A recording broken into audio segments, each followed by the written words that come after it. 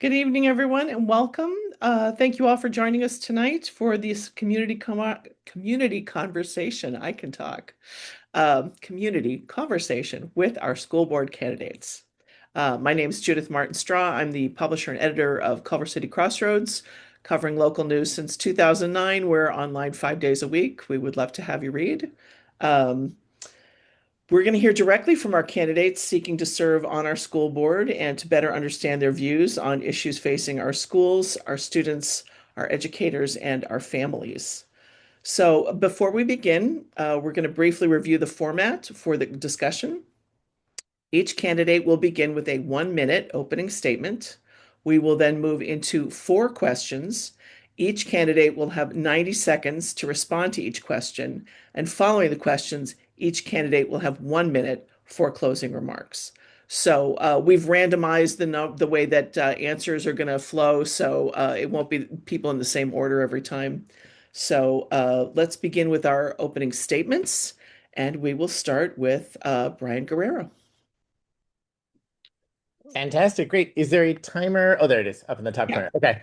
Good to see everybody. Thank you very much for organizing this. My name is Brian Guerrero, and I'm running for re-election for the Culver City Unified School District School Board. I want to start by thanking the Culver City Democratic Club for holding this and for their endorsement 4 years ago. You all were really opened the door for me and helped get me started in this space. I'd been a parent in the district for a long time.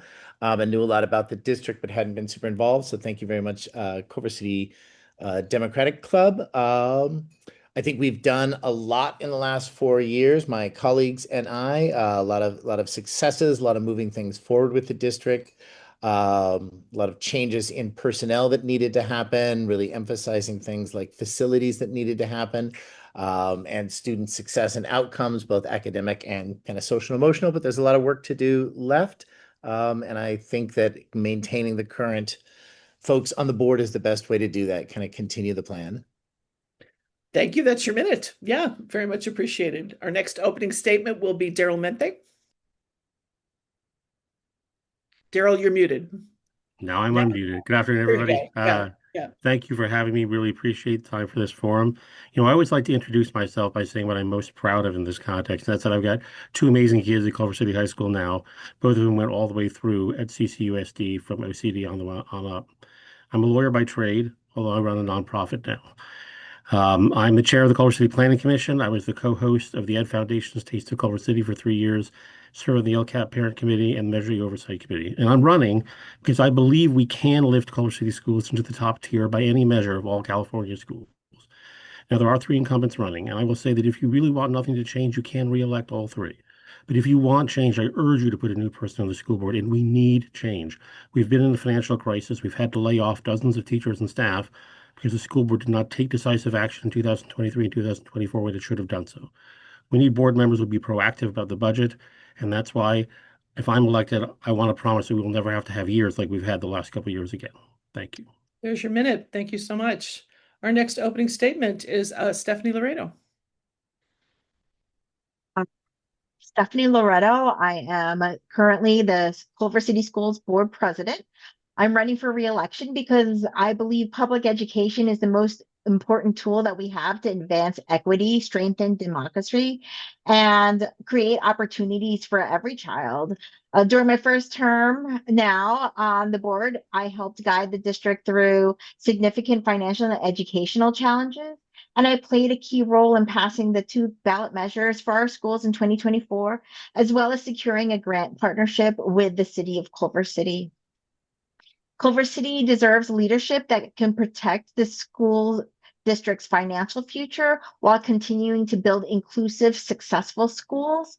And we have learned so much in our time on the board. My presidency is about trying to create calm discourse that allows the best ideas to come forward. And I want to thank you for having me today. Thank you. That's your minute. Appreciate it. Triston, you are the last opening statement. Go ahead. Thanks, Judith and the Dem Club for having us all today. Triston Ezidore here, incumbent on the school board running for re-election. Most know my story, but people know that I came to the board a little differently than most, elected at 19, just about a year and a half of graduating Culver City High School, in the school that, we're all running to represent now. Became the youngest elected official in the history of LA County, first Black man to sit on this board. But most importantly, in that 3.5 years since being elected, I think that I've worked every single day to prove and earn that seat. I think we've driven record high graduation rates, made real measurable gains in student learning outcomes. We've championed historic investments in arts and career technical education. We've created more pathways to college and career readiness. We've expanded mental health resources, pushed back against federal policies, et cetera, et cetera. We've also, I think Mr. Guerrero mentioned it in his opening, but we had some unsticking to do. We had some switching and people who were in charge. And so basically just giving a lengthy way of saying that we've done a lot. There's more work to do, and I'm excited to continue doing that work. Thank you. That was right the minute. That was just crossing the finish line. So thank you. Excellent. And I really appreciate your opening statements. I think everybody was very thoughtful and inclusive. So we'll move on to our first question. And the question is, can you speak to the role of an elected school board member versus parents versus professional educators in determining curriculum? So we're going to start with Darrel. Sure. So there are three distinct roles there. Parents, have a right to advocate for the curriculum they want. They have a right always to advocate for their students. And they know the most about what their students are interested in and what it is they want for their kids. So it's really important that they be part of the process. Teachers are the ones obviously most closest to the classroom, and it is not the job of school board members to act like super teachers who know better than other teachers. No, it is the job of the teachers to be there on the day-to-day basis, determining what's taught each day. It's for them to be responsive to what's happening in the classroom, to know how to take the curriculum that they're handed by the state and the school board and how to adapt it for what's local. It is the job and local within their classroom. It's the job of the school board, however, to select the curriculum and to select which courses are chosen. To a certain extent, to select what is taught. I say to a certain extent because you want to make sure that you're not going too far. We have course designs. We've all seen these course designs come out. It is the job of the school board to approve those. The school board doesn't write them, but the school board needs to be aware of what's in them, needs to be aware of how they are consistent with what the state often requires for similar classes, needs to be aware of what the AP system, what other honors classes perhaps throughout the county, state, and nation want. And so you have to make sure that everybody's got their separate role. I think it's important for school district members on the board of trustees to be aware of what the community is interested in, aware of what the students want, and to be working with cabinet to make sure that we have those opportunities provided. And that's time. Thank you. Stephanie, tell us about school board members versus parents versus professional educators in determining curriculum. Hi. So our experts, our education experts, are the ones that create the curriculum, and they provide it to the school board to approve. And parents can provide feedback on how they experience the curriculum alongside with their students. But parents are not a part of the regular approval process, although they can provide preferences and let the board and the experts, the teachers and the district leaders, how they're experiencing it, what preferences they have, what things that maybe they'd like to course request in the future, so that perhaps based on the interest, the experts may suggest bringing a new course to our attention for approval. That might be the case, but parents aren't a part of the regular approval process for the board to approve the curriculum. Okay. Next on that question is Triston Ezidore. Do you want me to repeat the question or you have it? Yeah, could you please? Sure. So it's about speaking to the role of an elected board member versus parents versus professional educators in determining curriculum. Yeah. Yeah, well, I think it's a super interesting question, and I think that successful public education really requires partnership and real clarity around specific roles. I think that no one on this forum would say that parents or deny parents the right to have a role in their children's education. I think we know that parents ultimately are oftentimes our child's first teachers, and that they should definitely be engaged and informed and heard around these issues that are affecting their students. I think educators, differently and similarly, what everyone's saying, bring the pedagogical expertise. So they bring the real curriculum and instruction and the application expertise into the conversation. And I think that we definitely should trust and value that professional experience. The board's role is really governance. It's really 30,000 foot level district wide. It's our responsibility to set the vision, ensuring accountability, adopt curriculum aligned with state standards, et cetera, oversee budgets, make sure that systems are working for students, et cetera, et cetera. And it's our job to ultimately listen to parents and to the community at large, but it's not the school board's job to micromanage classrooms or insert our own political opinions, as I think sometimes there's been pushes to do so. So ultimately I think that the healthiest role for us to get to the shared vision is really to make sure that we're ensuring collaboration. We should all be aligned and we should all be at the table, but ultimately leaving it up to the experts in the room. There you go. Well, I appreciate the 30,000 feet. Usually we just say like the big picture, but you have an exact altitude that you're looking at. So precision, that's fun. And our final answer on this one is Brian Guerrero. Did you want me to repeat the question or you have it? No, I'm good. Thank you. So as somebody who was a classroom teacher for 25 years, I've definitely got a perspective that on the role of classroom educators.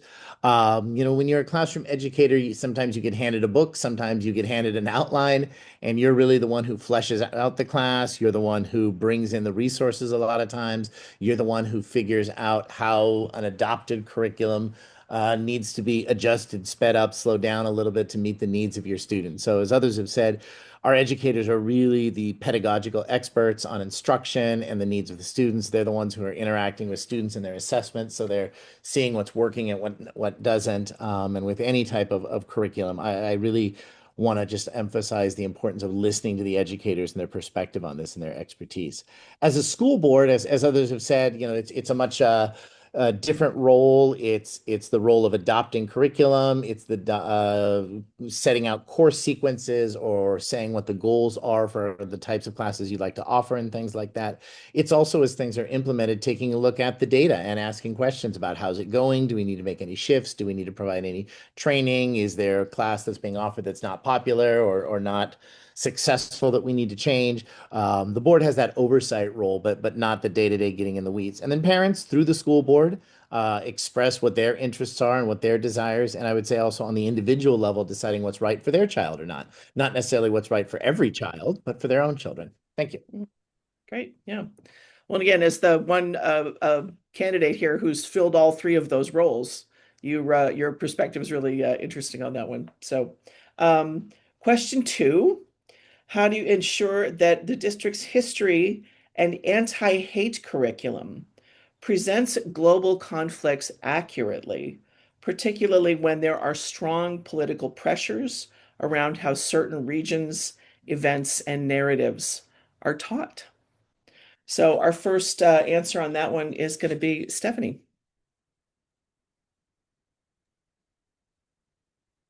Yeah. So first and foremost, our textbooks and materials must be fact-based, so that allows our students to have rigorous discourse and discussion. And when our materials are not fact-based, they should be an example of, this is something to look out for, right? Like in terms of knowing what types of sources that our students should be looking at.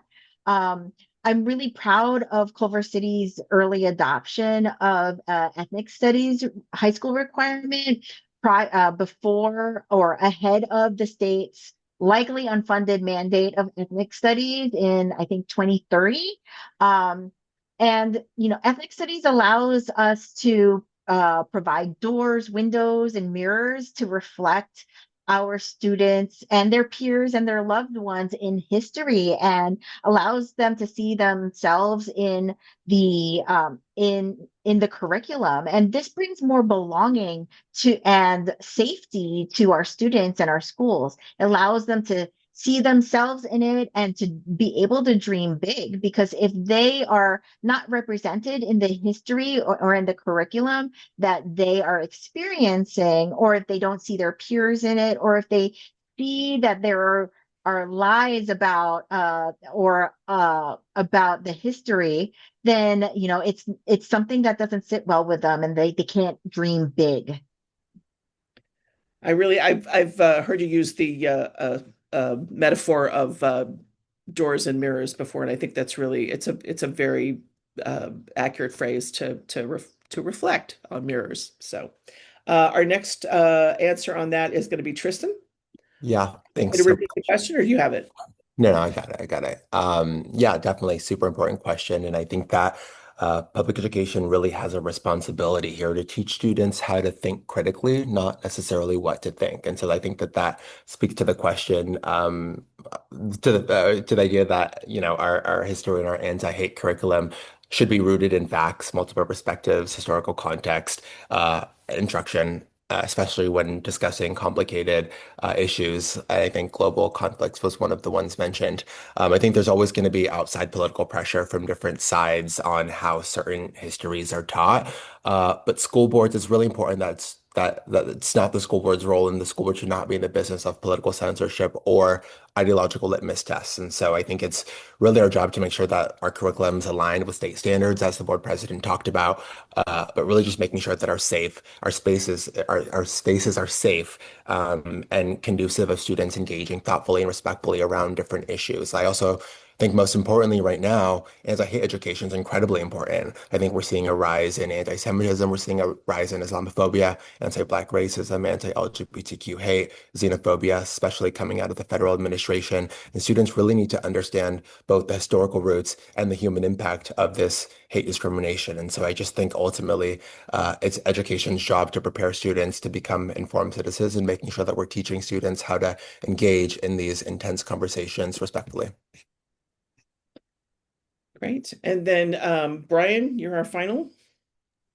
I think Darrel's Not a final. You're our third. Sorry. Yeah. Yeah. Thank you. No, great question. I mean, I think again, just there's state guidelines for these types of discussions and these types of content areas. So making sure as a board we're adopting curriculum and plans that follow that, making sure that our educators are well versed in what the kind of the bumpers are around topics like this.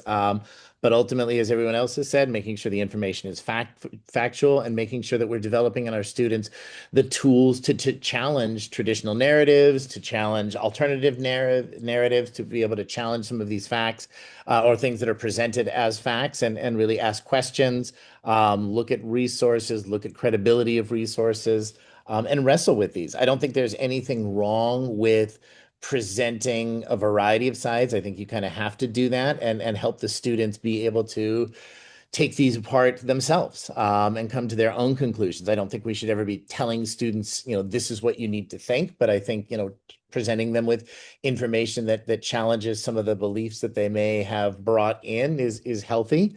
They are still high school students, or kind of moving down middle school, for a lot of these conversations, although the anti-hate curriculums and efforts go all the way down to elementary in a developmentally appropriate way.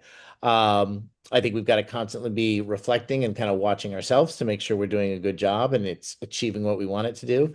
I think our ethnic studies, as others have said, is a fantastic agreement of a program developed by our teachers that's really successful. Thank you.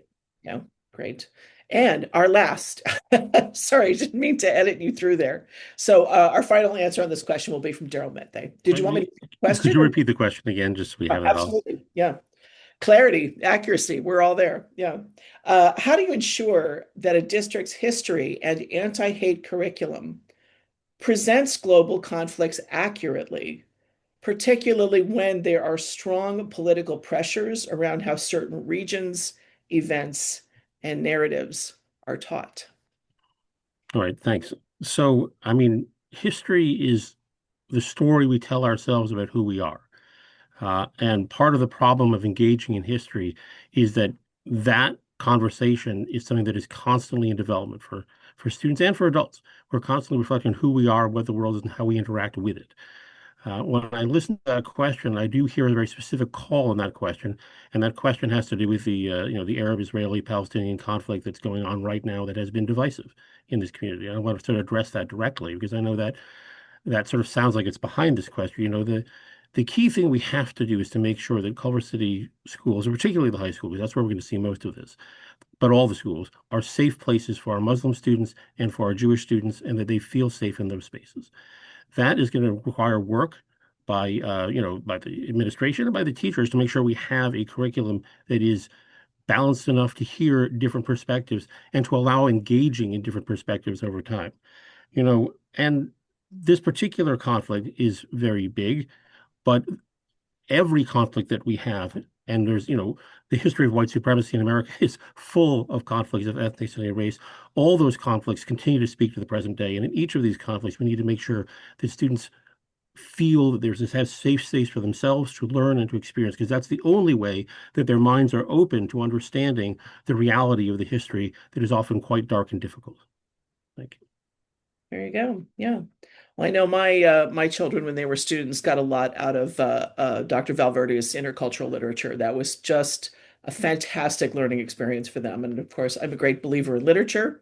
So on to question 3. Public schools continue to face significant financial pressures. What are your views on how to sustainably support and strengthen school funding? Do you support the proposed parcel tax? And what additional ideas do you have for bringing resources to our schools? So we're going to start here with Triston. Okay. Yeah, thank you. Yeah, I think it's a super important question, and I don't think anyone will negate the fact that public schools right now are facing real financial pressures from declining enrollment, expiring COVID dollars, rising costs, and really just a real uncertainty at the state and federal level, which puts the school board in a really pivotal seat at this exact moment to make sure that we're being extremely disciplined, transparent, and strategic around budgeting. I absolutely think it's super important to make sure that we're advocating at the state level for higher investments in public education. And to the question about if I support the parcel tax, absolutely yes. But I think that beyond revenue boards have to make sure that we're asking really tough questions about spending. And I think that I've been doing that throughout this entire process, asking questions about whether or not cuts are being made fairly. Are we protecting classrooms first? Are we preserving, direct student supports systems like counselors, like mental health supports, like interventions, arts, academic programming? I think one thing that I'm super mindful of right now, though, is what happened during the recession when many districts became singularly focused on balancing budgets that kind of lost sight about our North Star, which is teaching and learning. So what happened often was that years later, districts kind of woke up and realized that they were financially stable on paper, but students were struggling academically and systems were kind of being hollowed out. And so I just think that ultimately it's really important to make sure that we're addressing the fiscal challenges of the moment while keeping a clear-eyed focus on the core mission of a public school, which is making sure that our students are learning. There you go. And there's your time. Brian, you're next. Did you want me to repeat the question or you have it? I got it. That's fine. Thank you. I think one thing that kind of undercuts a lot of my philosophy on governance is that the decisions we're making should really be based in data around what's working, what's having the greatest impact on students, what's having the greatest impact on and benefit for the community. And so I think it's important for us to be collecting this kind of data on the different programs and positions that we fund, even when the budget's fine. And so that when we get into these situations where things like development funds have run out, or COVID money has run out, or the governor is withholding money that is due to school districts. And we are put in this kind of a position that we can make choices, sometimes difficult choices, but we can make them based on impact and data. We are also in declining enrollment, although last year has been pretty good. The whole state as a whole is experiencing declining enrollment. And so Culver City is trying to buck that trend. But and that causes some challenges and things. But the other one that's important to me to do is also to try to look for sources of revenue, in addition to efficiencies and cuts. I mean, you've probably heard me pounding on the dais about this, about, independent studies. The state has changed the rules about independent studies. The state has changed the rules around ADA attendance funding and the recovery of that funding. And I think we really need to be assertive and aggressive about exploring options for that. We're allowed to do some things around billing Medi-Cal and Medicare for some of our programs and things. And I think we need to be really assertive about that and making sure our families fill out their free and reduced lunch eligibility forms. Thank you. Great. And I was just going to say, and there's your time. I will let you finish your sentence. I don't want to cut anybody off, but we're just going to keep it to 90 seconds. So, Darrel, did you want me to? Yeah, thank you for the question. Repeat the question? I'm good. Go ahead. I mean, start by, obviously, I support the parcel tax. I was the one who worked to appeal to get a group of parents together. I actually drafted the measure. So I think it's fantastic, and I'm delighted that we've had a broad coalition in support of it. 9 of the 10 elected officials have signed it. It was, I think my entire planning commission was working on it. And that was, Gene Black, Stephen Jones, Jen Carter, me. Like, we all were in this because I think everyone could see that it's good for the community. And I'm proud to be part of that. But I do think when we just had a question about history does matter. We are here because decisions were made in 2000, 2001, 22, 23, into 24, that caused financial difficulties. We need to be aware of those. We need to be aware that spending money on New Earth, which didn't provide what it was supposed to provide, spending money on an assistant superintendent who didn't have a place in the organizational chart of any value, and many other COVID dollars that were one-time COVID dollars, but turned out to be spent as if they were permanent. This is part of how we get backed up. We had nothing more than our reserves and ended up having to lay off teachers. So and we also had a CBO who really wasn't up to the job and wasn't able to identify places where we could earn additional revenue from within our system. So we need to have a good chief budget officer. We need to make sure that we are aware of our past, not repeating those mistakes. And of course, we need to bring in revenue because local revenue the state cannot take away is the most important thing that we can do. There you go. And Stephanie. School board member is generational work. You stand on the shoulders of those that came before you, no matter whether or not you disagree with what they did before.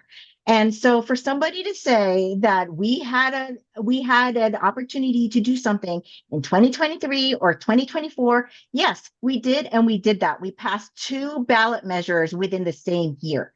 That is a huge accomplishment. And you cannot put more than 2 ballot measures in the same year. So it's all fine and good if you're not sitting there on the dais with other people doing this work, but you move as a majority. You have to do things together, and you have to build relationships where you are earning the trust of the public. And so when we're doing that, we put in a new facilitron facilities system that has now created tenfold the revenue that we were having before. So in order you can't just, say that you're going to flip tables without saying, hey, I've worked with the people that I'm going to work with, and I'm going to do it by building relationships and making sure that we are on board together. And because if I were somebody new, I'd be talking to the people that are currently on the board and making sure that you have relationships with them right now so that you can build revenue for the future and get everybody on board together. Thank you. All right. So question number 4. In recent years, our high school students have organized multiple walkouts and demonstrations around social and political issues. What are your views on student activism and student-led protest in public schools? And what stance did you take regarding these demonstrations in our district? So we're going to start with Brian. Thank you. What stance? I mean, students have the right to express themselves freely. I mean, there's not really a stance to take. The district never condoned any of these actions. The district doesn't take a side in these type of things. The district also doesn't prevent students from exercising their First Amendment rights. And I know the district did a certain amount of educating of the parents about these are the laws, these are the ed codes related to this. But ultimately, ed code supports students' right to be civically engaged. As a matter of fact, there's specific ed code allowing students one excused absence to engage in this type of activity. So I think it's important that we, I mean, this kind of goes back to some of the earlier questions, that we're helping students develop critical thinking skills and a global understanding, that they're not just deciding to do things like this because everybody else is doing it. They're making a choice to do it. I mean, I've taught units on civil rights before. I've taught units on civil rights protest and different strategies for protesting, and the pros and cons of different ones in different situations. I do think it is important that we not push students to do any particular action in these things. I mean, we're building the capacity, we're building the knowledge on these types of things. But in every one of the student walkouts since I've been on the board, I have gone with campus staff to observe and make sure students aren't getting, in trouble in the street intersections and things like that. But we do not condone or discourage this type of activity. So that's your time, Brian. Yeah.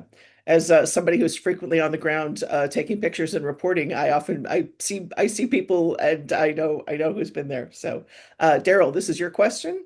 In recent years, our high school students have organized multiple walkouts and demonstrations around social and political issues. What are your views on student activism and student-led protest in public schools? And what stance do you take regarding these demonstrations in our district? Well, I'm very much in favor of students being activists and students getting out there and demonstrating for the causes that they care about. I reflect on my own time in college when I was a little bit older, and I led the first Gulf War demonstration back in 1991. And Triston can ask me what that was like because I was long before I was born. But the point is, it was a long time ago. Nonetheless, I do care a lot about that. So I'm joking. It's Yep, yeah. but I will tell you It's got that to be better I with was you. disappointed. I was disappointed, and I said so, that I felt that the school district treated it like a field trip and escorted the students out, more or less told everybody, you can take the time off, open the doors. And when you do that, you have to be aware, would you do this if the students were protesting in favor of Donald Trump? And we all know they wouldn't. We all know we wouldn't want that. None of us would want that. So I was very disappointed to see the school district taking a line that seemed like it was pro-student, but in many ways was simply violating our constitutional obligation to teach these kids that the school does not favor one side or another. Because it turns out, believe it or not, and even though many of us here are surprised to learn it, there are kids at our school whose parents voted for Donald Trump.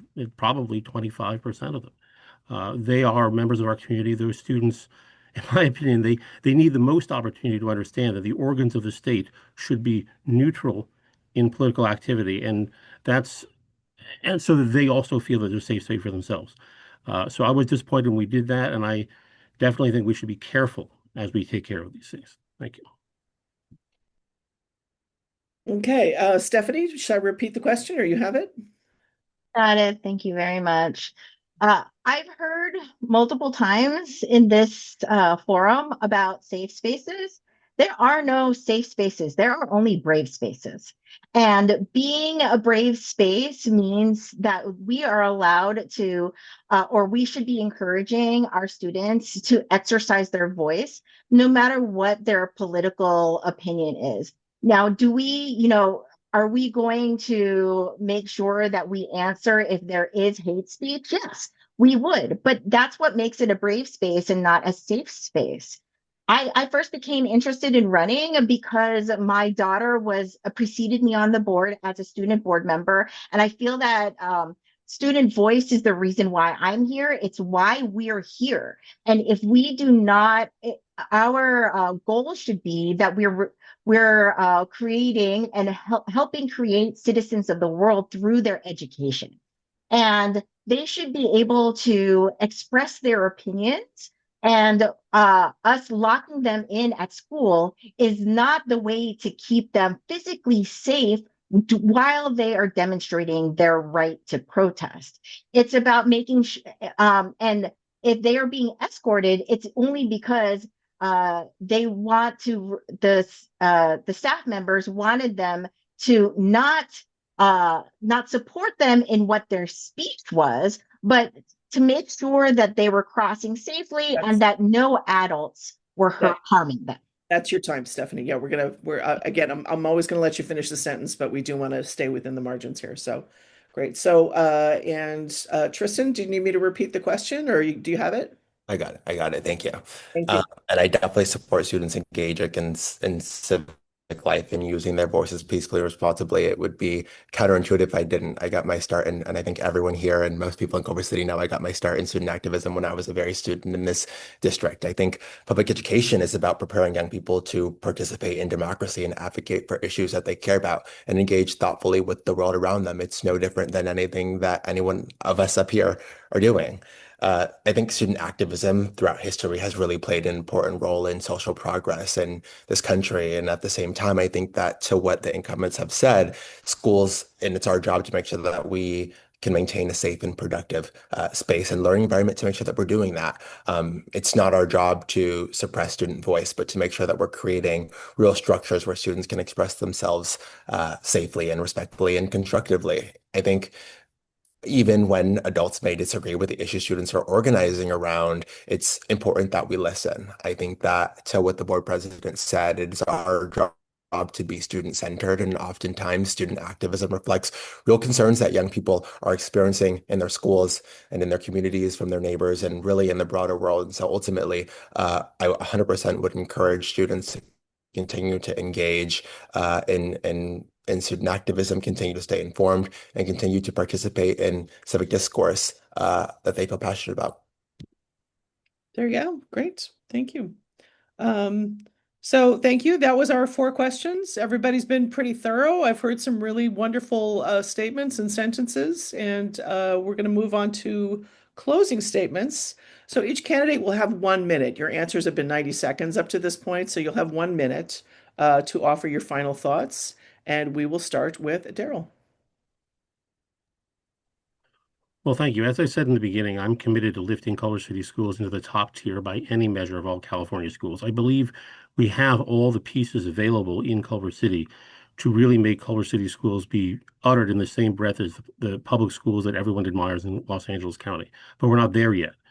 And we need to make change to make that happen. I am the candidate committed to change. And I believe that we have a status quo that's not working for us right now. Especially if you look at 11th graders, you'll see that English scores are going down. You see general stagnation across the board in most areas. We need to make, and we have financial challenges in the district. We need to make change. I'm proud to be endorsed by 2 candidates who were elected in 2024, Lindsey Carlson and Andrew Lackman. Also proud to be endorsed by retired ACE President Debbie Hammy. So yes, I've been talking with members of the board, and I'm delighted to be part of all this. And if elected, I will make sure I will work to ensure that Culver City Unified is a place where every teacher is proud to work and every parent wants to send their kids. And thank you for finishing your sentence. There you go. Great. Thanks. Under time. Stephanie, you are next. For the opportunity to participate. Achievement, belonging, and community are the foundational elements to a high quality public education. Strong public school systems are essential for affordability. They ensure that every child, regardless of their ability, identity, or economic circumstance, has the opportunity to succeed. And in 2022, I had the honor of CCDC's endorsement, and I want to continue representing our club's values while leading on the board. Your support would reflect our shared commitment to equity, opportunity, and public trust. So I want to thank you for your time. I want to thank Judith for her time as well, and all of your commitment to the community. Thank you so much. Terrific. Thank you. In well under a minute. We love that. Our next closing statement will be Triston. Yeah, again, echoing the gratitude. Thanks, Judith. Thanks to the Dem Club for the thoughtful questions and for the opportunity to be here today. It's really been a privilege to serve the community over the last 3.5 years during one of what I would call the most challenging periods in public education. In that time, I've worked to bring millions of dollars back into our district, support student mental health and academic recovery, champion equity, and fight for the resources our classrooms and students deserve. I'm proud to have earned the endorsements of leaders like our U.S. Senator Adam Schiff, Congresswoman Kamala Dove, Senator Smallwood Cuevas, Member Isaac Bryan, Supervisor Mitchell, Dolores Huerta, building trades, and a majority of the city council. This work is deeply personal to me. I'm the son of an immigrant mother who fled Vietnam after the fall of Saigon and worked to build a future for our family through education.